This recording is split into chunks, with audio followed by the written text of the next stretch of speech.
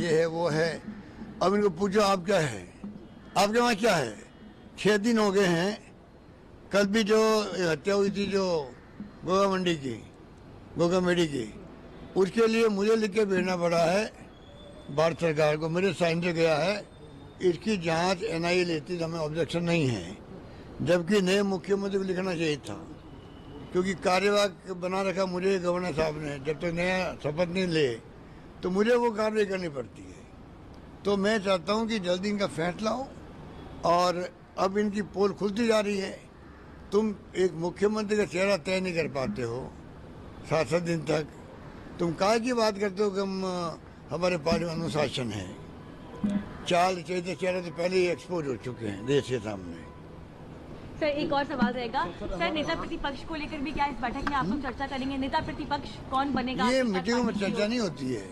प्रस्ताव पास हो गया, हाईकमान ने छोड़ दिया। हाईकमान अपनी सुविधा के अनुसार अपनी सुविधा को डिक्लेयर करेगा जब कभी करना होगा तो।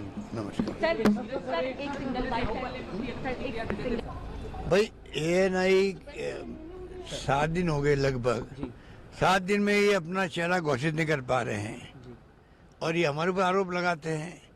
इन पार्टी में बिखराव है, इस पार्टी में डिसिप्लिन नाम की कोई चीज़ नहीं है। इसको क्या कहेंगे हम लोग? अगर हमारे 6 दिन लग जाते, पता नहीं क्या क्या आरोप लगाते हैं, लोगों को भ्रमित करते हैं। आज इनके 6 दिन तो पूरे हो गए हैं, चेहरा 3 राज्यों में घोषित नहीं कर पाए हैं। फाउल खेल के चुनाव जीत के आए हैं लोग। इन्होंने स्टेट के मुद्दे उठाए नहीं और इस प्रकार से धार्मिक मुद्दे उठा करके 3 तलाक भी लेके आ गए, 370 भी लेके आ गए, राजस्थान में कन्हैयालाल का मर्डर भी लेके आ गए।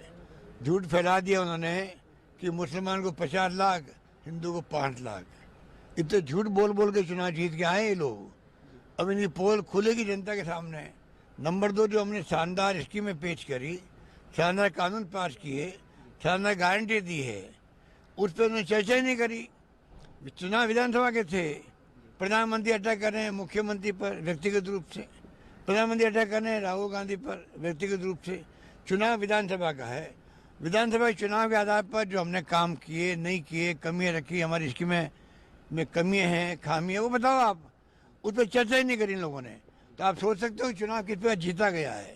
पर चुनाव होता है। हमने पहले ही कहा जनता माई बाप है, ध्रुवीकरण कर दिया चुनाव का, चुनाव जीत गए। हमने कहा जो भी परिणाम आएगा विथ ह्यूमिलिटी हम स्वीकार करेंगे। नई गवर्नमेंट को जो कब बनेगी पता नहीं, उसको हमारी शुभकामनाएं हैं। हम पूरा रचनात्मक सहयोग देंगे उनको। हम उम्मीद करेंगे उनसे। इतनी शानदार हमारी स्कीम है, इतने शानदार कानून, इतनी शानदार गारंटी है, उस पर वो आगे बढ़े, जनता का भला करे, हमारी शुभकामनाएं हैं। आप आज की बैठक का भी एक लाइन में बता दीजिए। आप आए आज की बैठक तो रिव्यू बैठक होती है चुनाव के बाद में। हम लोग भाग लेंगे, अपनी अपनी बात कहेंगे, भाई क्यों हम चुनाव में कामयाब नहीं हो पाए, पूरी चर्चा होगी उसके अंदर। फिर जो फैसला होगा। नमस्कार, मैं